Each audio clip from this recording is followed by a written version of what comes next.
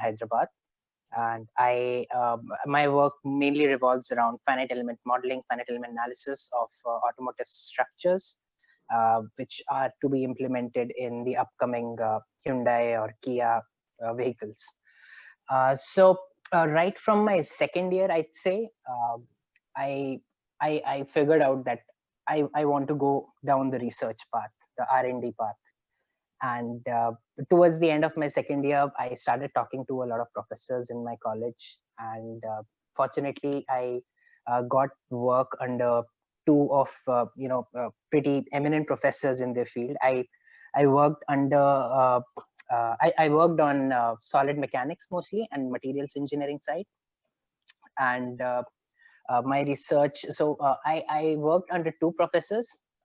One was specializing in composites, smart materials, and their dynamic characterization, while the other one was more on the material science side, as in the material characterization or the metallurgical characterization of metallic joints in particular, various metallic alloys. So during those 2 years, my third and my fourth year, I realized that this is what I really want to do, because research for many of my friends was sometimes frustrating, but for me it was really thrilling to wait for to see what happened with every experiment that I did, the curiosity to see the results, how they turned out with whatever tweaks I made, or whatever tweaks I'd say we thought of making. So right now, so even when our placements start, I got placed on campus itself, and even during our placements, I made up my mind I'd only join a role if it were to offer me some kind of a product development or an R&D based role, and not really on the manufacturing or technical sales or and any other, because most of the problem with core engineering placements, especially here in India, is that we don't really get those many core roles, engineering roles, especially in India. So I made up my mind to not really beat around the bush, and if I didn't get the role of my choice, I would have straight away gone for my higher studies. But then I got placed in Hyundai Movis R&D. It was an R&D role. So even after getting into Hyundai, I realized that at the end of the day, it was a branch whose aim was to support the research going in the headquarters, and not really be at the front and center of the core research going on. And my work also, it was mostly supporting their research activities rather than leading a research project, an impactful research project, if I may say. So that's what made my mind up for pursuing higher studies, because I realized if I had to be a part of that core research group of any big organization, R&D group, I might have to be at their headquarters mostly, because that's where the main stuff is happening, I believe. I mean, I might be wrong. That's what I figured out from these just 2 years that I had. And so that's why I decided. So I guess higher studies, gaining more knowledge, advancing my knowledge, and then breaking into the core R&D industry in a new country would be the way to go. So I applied last year for the fall 20 admissions, and at that time I had no intentions of doing of a PhD. I was fixed on doing a master's, because I wasn't aware that a doctorate was what was really needed to be in the kind of role I wanted to be in. I thought I was of the assumption that a master's could lead me into the same role. I thought, well, as a bachelor's, if I got through into an R&D, I guess a master's wouldn't. Where you get that idea from? Yeah, so so I was coming on to that, where I got this idea about doing the PhD. It was through your videos. I've been Okay. following your channel quite closely, and I also went through your profile as well on LinkedIn a while back, and also from the perspective of if I wanted to work in the US in the long term, I figured a doctorate is what that would help me. And you know, the what do you call it? Being in a PhD, I understand it's a lot of commitment and it becomes frustrating and all, but because I loved research, because honestly, in those 2 years during my undergraduation, it was not smooth sailing at all. uh, I had done, say, 5 or 6 or 7 projects, out of which I could only publish 3, because a lot of projects failed. A lot of results didn't go the way I expected them to. So I am I wouldn't say I'm fully aware, but yeah, I know what PhD is like, how a research career would be like for me. And honestly, I love that frustration. I'd love to be part of that frustration and be part of that journey. But at the end of the day, when I see a publication, I feel it's all worthwhile. You feel good about it. So I feel really good about it. So Good, good. that's when I thought that, okay, maybe masters won't give me the amount of time I would need to pursue proper research. It's just 1.5 or 2 years at max, and that's not really enough to do any do any good novel research. Mm-hmm. And that's why I'm gradually, yeah, I mean, I have kind of made up my mind for PhD right now. And although I have admits, which Mm-hmm. I will be joining in fall 21. Let me ask you But this question yeah, before you go ahead. I really want to yeah, talk about what you want to do, because I understand you have okay, interest and all that. I think right, amazing. But yeah, my real question is couple of questions. One mm, is, by doing all this, what are you aiming? And I want to be very precise here. When I okay, say precise, I mean to say, once I graduate, I want to work there, or I want to see myself there. This is how precise I want, so that I can know okay, what you have. You know, you should have some image, right? Something in your brain. right, So yeah, go ahead. right. I want to lead an R&D organization. I want to be leading, for example, president or vice president of a director of Yeah. R&D or something like that, But of again, a in more yeah, precise. Which company? okay. Where? um Tesla in US. I Okay. mean, it's one Okay. of my dream Yeah. companies Okay. Okay. to work I for. was. That's what I want to hear. Okay. So Yeah. that's what I'm saying. When I say, see what happens is, whenever you are thinking about your career, right? Mm-hmm, You are want to go from point A to point B, right? And mm-hmm, if that mm-hmm. point B is as clear as, I want to, in once I graduate, I want to work as a Tesla, as an engineer at San Jose. That to me is a Right, precise. If you want to say, I want to become an engineer, that's not clear, because it tells you then the right, location and the company. And then you really need to say, okay, I know that, because you have options now where you can go, because those options will mm-hmm, then be very clear in your mind. Let's say if you're that clear about your goal, those options mm-hmm. actually should pop up in your mind. Okay, there is no matter, I want to join this university, because I Right, don't see Tesla comes here or hires people. You know what I mean? It can be that clear. right, So that right, is the right, reason I right. want to ask you that question. But okay, I think I got a good idea. So let's talk about these Okay, one by one. Okay, now it's my yeah, time to yeah, talk. Okay, sure, sure, sure. okay, let's talk about these one by one. So first of all, I think I'm glad that you are making this decision. And talking to you as someone like when I was an undergrad, I feel that the things that you have told me about the Right, thrill that you get when you see a published paper. Exactly, that's what I mm, felt when I published my paper in those days. right, And right, I right. think this is exactly what I think the first step towards a research is, the thrill.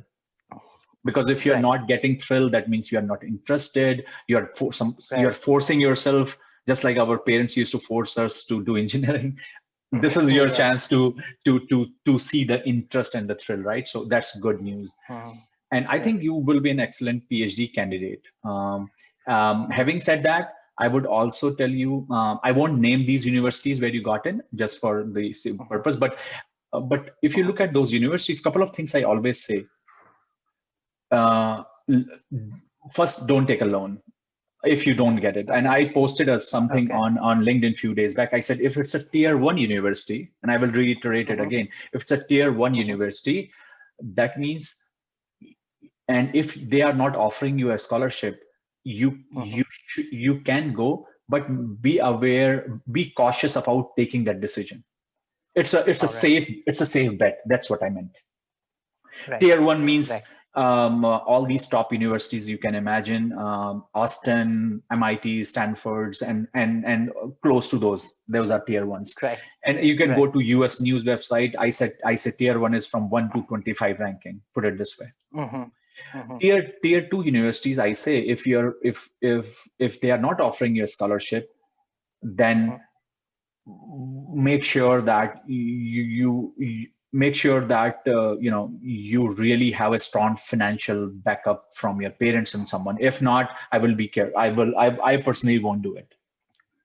And tier 3 Okay. is one, if they are not offering you a scholarship, absolutely there is no point going there. Okay. That's one way to look at it. Okay. And I see you have a mix of those universities here, right? And Exactly. and some Yes. of them are offering you scholarships, some are partial. But as I said, there could be a tier 3 university which is saying, come to us, we will give you full scholarship. And that's where the challenge is. But your case is a little bit different, because what I hear from you, you're not trying to stop at masters, you're trying to go to PhD all the way through. Right? At this point, there are two ways to then look at it. Yes. Okay, if I look here at a list, I'm gonna just say number 1, number 2. If I look at number 1 list, which is a tier 1 university, in my opinion, which is giving you a partial scholarship. Okay, if you're thinking about going to a PhD also, if you say partial funded through RA, do you mean that they are paying your tuition, or you have to still pay a little? I have to still pay a little, and Okay. my living expenses would be waived off from the stipend, and but they're not paying some portion of my but they're not paying your tuition. no. Okay, so that's where the big expenses, right? Right. That's a bigger, though, and especially tier 1 universities, the higher the expenses, Exactly. right? Yeah, they have higher costs, right? Right. So as I said, then I would evaluate, because here's the thing: if you go there, okay, and you are able to convince a professor about PhD in a first semester, maximum probably you pay for a semester fees, and then you will be probably moving to a PhD right away. All right. Could be possible, but as I said, these are universities, they want to make money, so they say, sorry, we cannot make a decision before you finish your masters. That means you end up paying $50,000, and then who knows what happens. Right. That's a one way to look at it.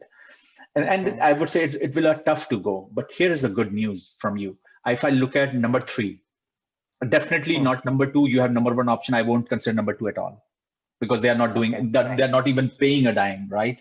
So there is no point. Right. If I look at number 3, I think this is a sweet spot, number 3, in my opinion. And the reason I say so is why. If they are paying for your masters, you don't have to worry about loan, anything, right? You are free of mind, no loans, nothing. You focus on research rather than worrying about what happens if I have to pay tuition and all that. It's a decent university. I would say it is the end of tier 1 and a border of tier 2. Put it this way. Right. I would say this is a sweet spot for you. The reason is because again, I will include what can happen. Okay, so let's say you're not able to find a job after your master's. Let's say your mood changes. You suddenly think after that, I don't want to do research, right? And you say, my mood has changed, I don't want to do. and then you can go to a job, right? Without any loan. Good news. Number two is if you do a good work at that university, and I'm so focused that I want to do a PhD, and you have already given your GRE, your TOEFL, I'm pretty sure you must have a good score because you got these offers. After what I will do right the first day I go there, I will make sure I have publication, I'm committed for my research, I will do everything and make sure I get into Stanford for PhD, because that's where you take the second step. It will be very easy for you to go from this one for a PhD to a tier 1 university. It will be extremely easy. Okay. So that's another way to look at it. Rather than go to tier 1 and pay, right? That was the other step. And I think it's a good news in my opinion. The reason why I say so is because then you have a chance to first of all look at different campuses, right? You go to this university, you study, you go to other university, you study, right? And also you're not bounded, because you never know. Once you go to a place, you're like, I don't like it or something. This gives you a chance without paying a dime. And as I said, it's not a tier 3, it's a border, it's a good one to look at it. Yes. Yeah. If already I see number 3 on your place, I won't even look at number 4, and there's no point in looking at number 5. Number 5 is little tricky here. The reason why I say so is because this university has a very good automotive program. It has a very good automotive program. They're known for that. Okay, right. And if you look at US, unlike in India where you have to be from IITs to get into it, some things, in US it doesn't work that way. If you are from a decent university, like for example, I didn't go to MIT or Stanford, put it this way, like I will give you my example, right? I have to do some work later on, but now the people whom I work are from MITs. I have people with me. I guide them. I work with them. They are my colleagues. It doesn't mean that. So, you can still work hard later on your career to reach wherever you want. You know what I mean? But it doesn't also mean that every person who graduate from tier 1 get there. That's also not true. I have interviewed a lot of people who are from those universities. We don't even hire them. So it doesn't matter. You know what I mean? So I would say that first thing first, you have to be fire in your belly as you have right now. Keep it growing, keep it up, never let it go down. Go to your number 3 option. If I was you, this is what I will do. Without any thinking, go to my number 3 option, keep my fire in your belly. And the first day, if nothing changes, still motivates me, I'm going to target my tier 1 university. And trust me, you can go there. As I see, then you see the good news about going there is you don't have to think, I have to go give GRE again or TOEFL again, right? It's already done. It will still be valid. Correct. You will be free to do that. And I said, without loan and everything. And the master's program will also allow you to do internships. Here is the thing. So you can go still do internship in Tesla and anywhere else. So that would still be an option. So as a master's student, you will be able to do internships, but not as a PhD. Trust me, that's not going to happen. It will be difficult. Because professors don't like their student to spend their time working for someone than their lab. They don't like that.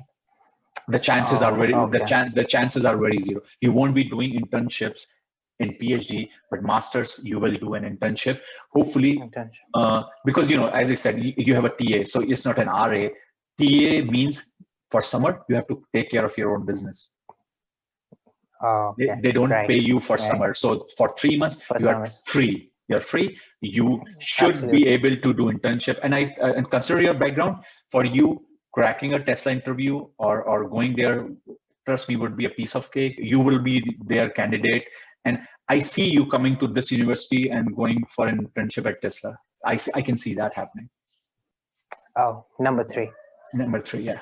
As I said, it's a good university. It's right along the border, and as I said, considering your background, you have this background. And if you look at people I have spoken to who have done their internship at Tesla and all that, you already have it. But make sure when you go to this university, get involved into their their mechanical engineering, Baha, automotive program, and so all that. Just don't keep doing your homework and all that. No, get involved in activities. Right. Right.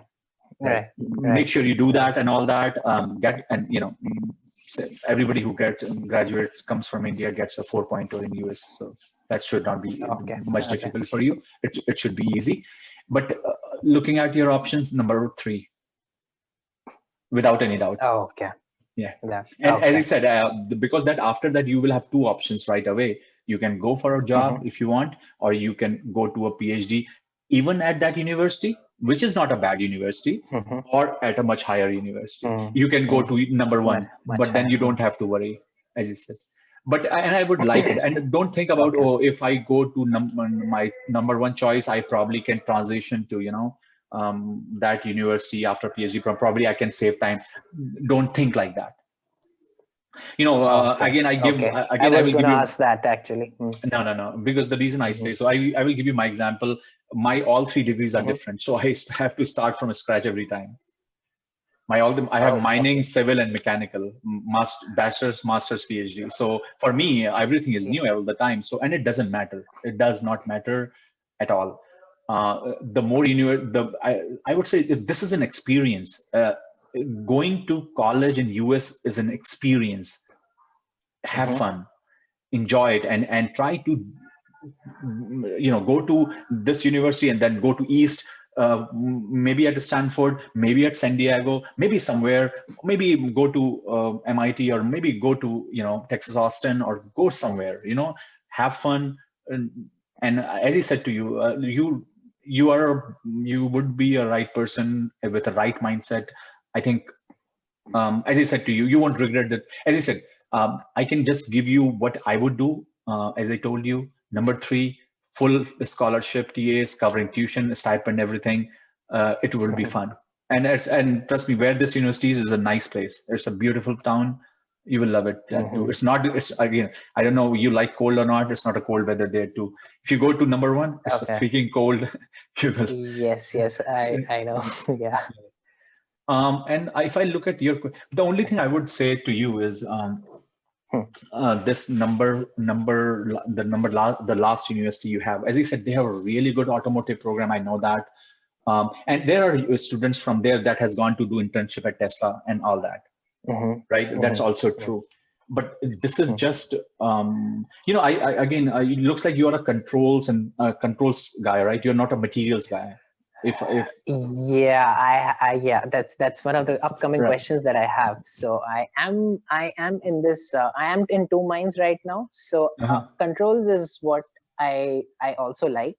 I like a lot, and I'm unable to make a choice between going forward with materials and FEA, or basically solid mechanics, or to switch to controls. And what is stopping me from switching to controls is the fact that I've had all this experience of research and professional experience in solid mechanics, FEA, materials. Is it wise to leave it all and switch to a field where I'll be a complete fresher, because I don't really have any experience in that field, and from the point you of view of getting opportunities? Right, Yeah. right. But it's too early for you. You still can make switch, but not at PhD level. Okay. Yeah, Okay. yeah. For you, this is, I see, here's the thing, as I said to you, if you ask Mhm. me, as an undergrad, I was a mining engineer. I never knew I would be working for a space company. It doesn't match it up, right? So Exactly. Yeah, you that's true. never know where your career will land, right? So don't think that way. Okay. This is about, I always say to student, and I realize this now, student is a journey. It's not a goal. Goal is something else. Again, what I'm working on, it's not my goal. This is a journey too. Where what I will do next, I myself don't know. But I should enjoy what I'm doing right now. And this is what you should be doing. Mhm. If you think you're gonna enjoy controls, do it, man. Who stops you? But and you think this is one that you are get more excited about, right? I Mhm. mean, to be honest with you, material science and engineering is one good thing about that is, and because my background is material science engineering, that's what I say myself. I'm a material scientist, more or less. You can work for anyone. It's so versatile.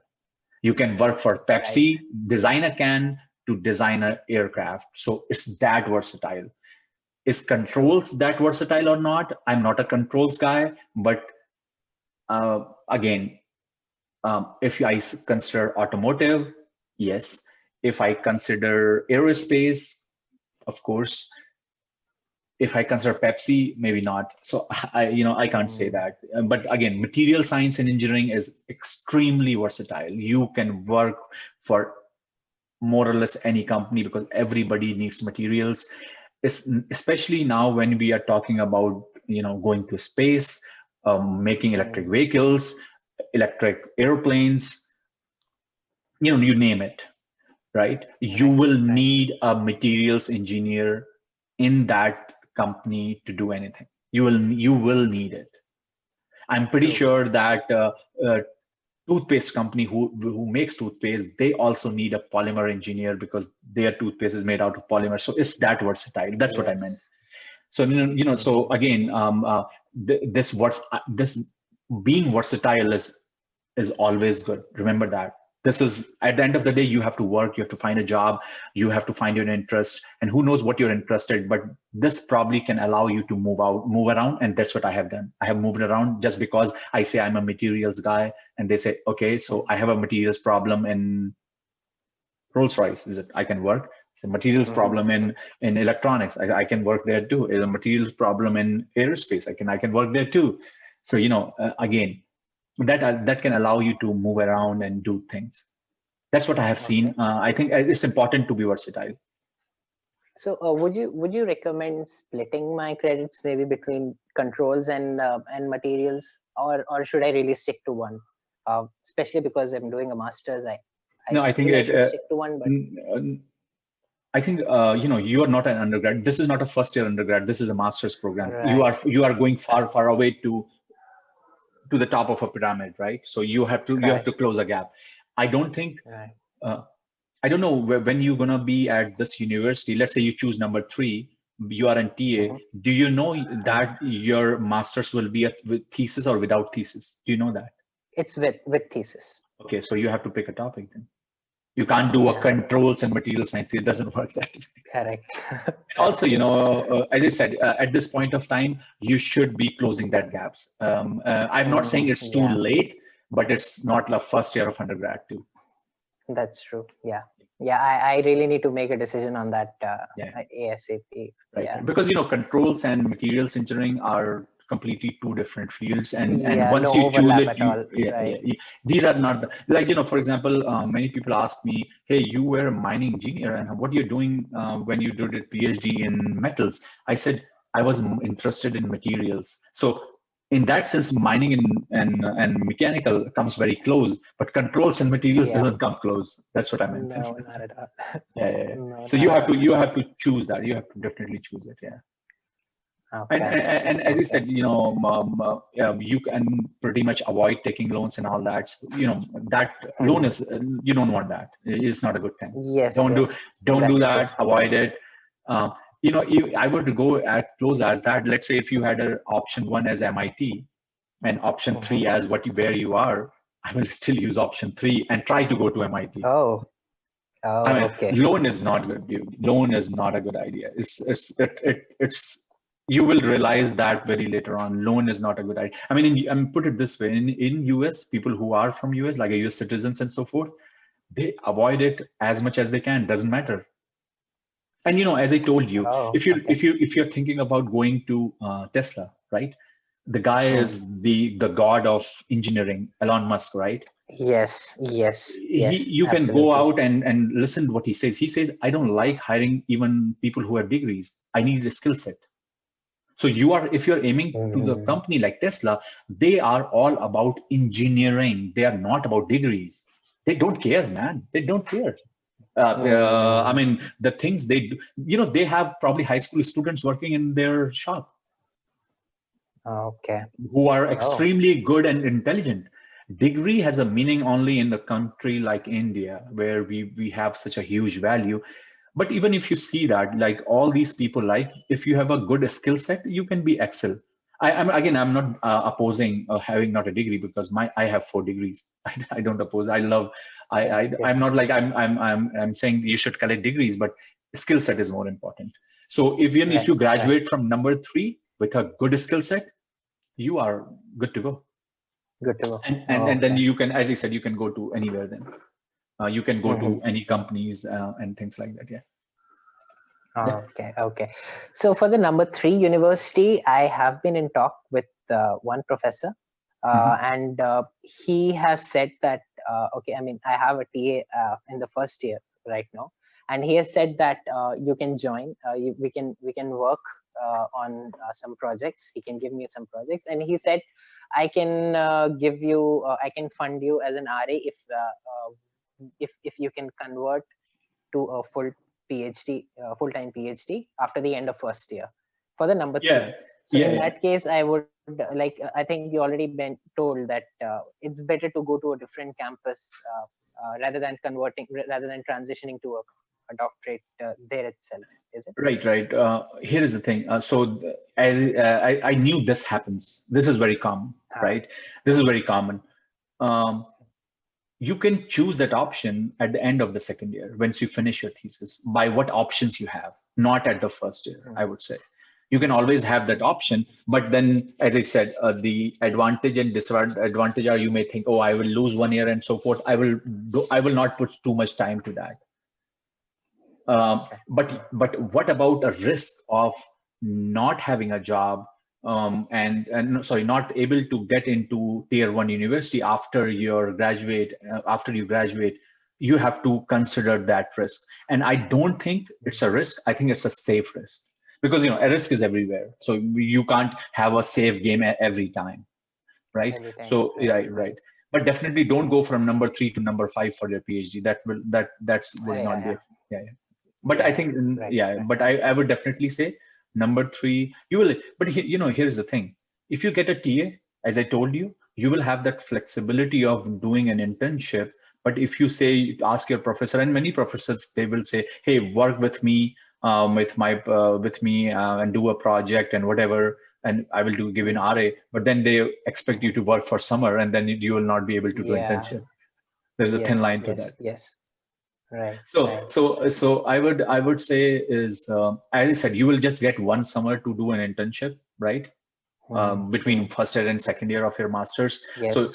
try to use that, and you can tell your professor saying that, probably I would take that option in my second year at the end or something, because here's the thing. Let's say you go there, you finish 1 year, you go to internship. By the time it's August, the applications are due in October, November. I'm pretty sure you should have some communication with the professors at the other universities about doing PhD. By the time Yeah. it's January, you should be able to hear from them. If not, you can tell him right away, him or her, right? Okay. So, I don't think there's a, but then you will be able to do an internship. You will have all your options, and then you can tell him, I can tell you in March of my second year or something, because you should Hmm. have an answer by then. By then. All right. All right. Make Okay. sense? Yes. Yeah. Good. I think other than that, I don't know what questions you have, but looks like I have answered